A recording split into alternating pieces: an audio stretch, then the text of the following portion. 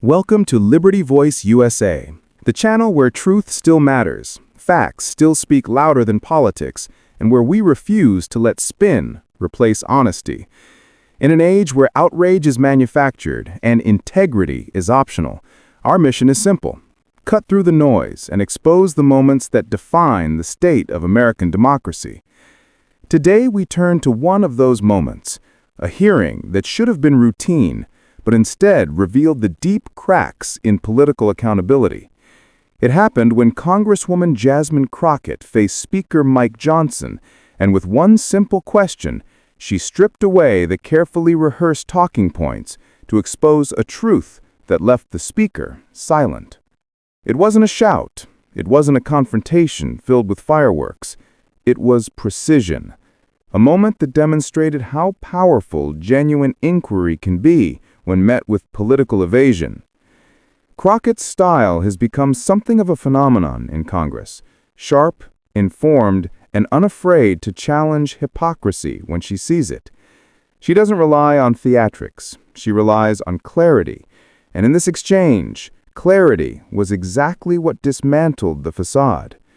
The topic at hand was government integrity, specifically how political leaders justify actions and words that seem to contradict the very values they claim to uphold. Mike Johnson, the newly elevated Speaker of the House, has tried to position himself as a man of faith, principle, and constitutional respect. But Crockett knew exactly where to press. She framed her question around consistency, the kind of moral and constitutional consistency that the public expects but rarely sees. Her tone was calm. Her words were deliberate, and the question was simple. Mr. Speaker, how do you reconcile your public defense of law and order with your party's ongoing effort to undermine the results of an election? The silence that followed spoke louder than any filibuster ever could. Johnson tried to recover, leaning on familiar rhetoric about states' rights and election irregularities. But Crockett wasn't asking about speculation. She was asking about principle. And that's where so many in power stumble, when they're asked to explain not what they do, but why they do it.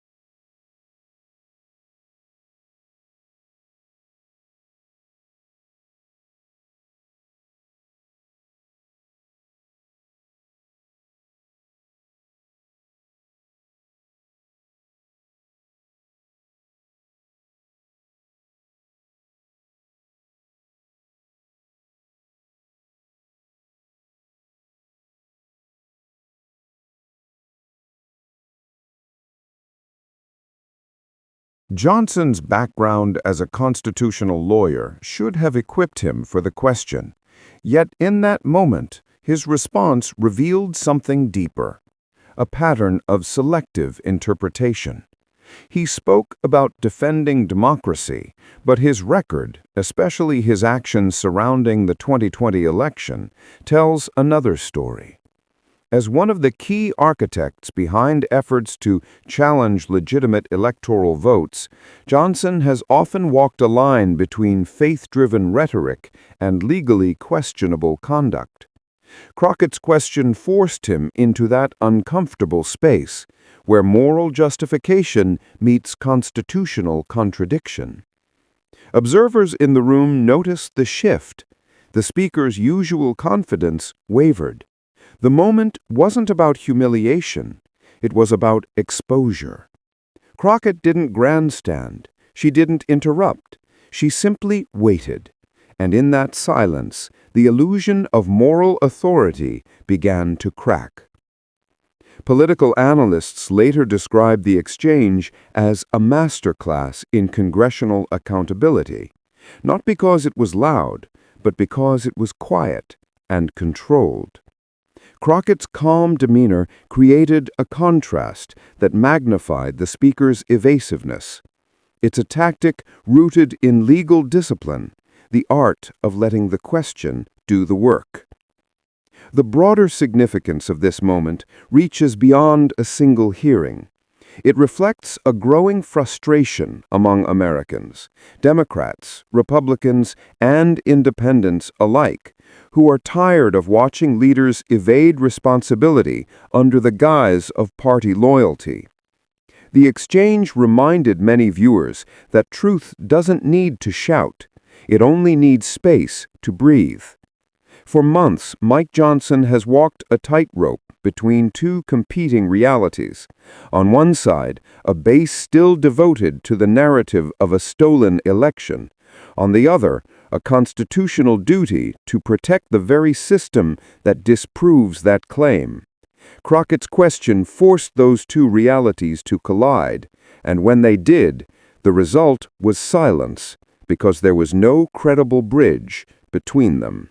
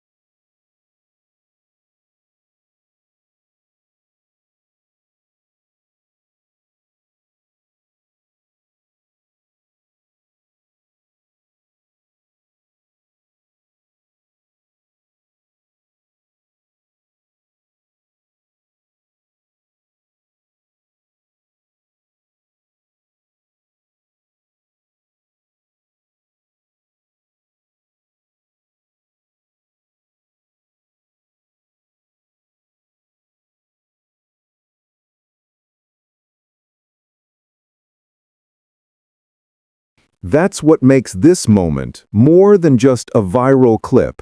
It's a mirror held up to the broader condition of American politics, where belief often outweighs evidence and loyalty outweighs logic. Crockett's composure reminded viewers that courage in politics isn't about volume. It's about precision, persistence, and an unwavering commitment to truth. In the days following the hearing, pundits on both sides tried to spin the event. Some accused Crockett of grandstanding. Others praised her for exposing what they saw as institutional hypocrisy. But beneath the commentary lies a simple fact. Accountability should never be seen as partisan. When elected officials are asked direct questions about their actions, the public deserves direct answers. Anything less undermines the foundation of democracy. Crockett's rise in Congress has been marked by moments like this, where she turns what seems like a routine exchange into a moral crossroads. Her approach is not rooted in anger, but in clarity, something increasingly rare in a political culture fueled by noise. She understands that every word spoken in that chamber carries weight, and that truth, when delivered calmly, can still cut through the thickest political armor. For Mike Johnson, this exchange was more than an uncomfortable few minutes.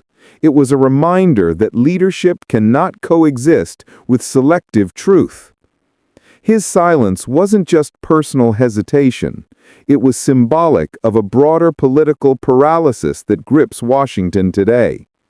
a paralysis created when the pursuit of power eclipses the responsibility of service. What Crockett exposed was not just a momentary lapse of judgment, but a pattern where moral conviction is often used as a shield for political convenience. It's a tactic that's been perfected over decades, invoking faith, freedom, and patriotism to justify policies or actions that betray the very meaning of those words. Her question didn't attack Johnson's faith. It illuminated how often faith is invoked to excuse contradiction.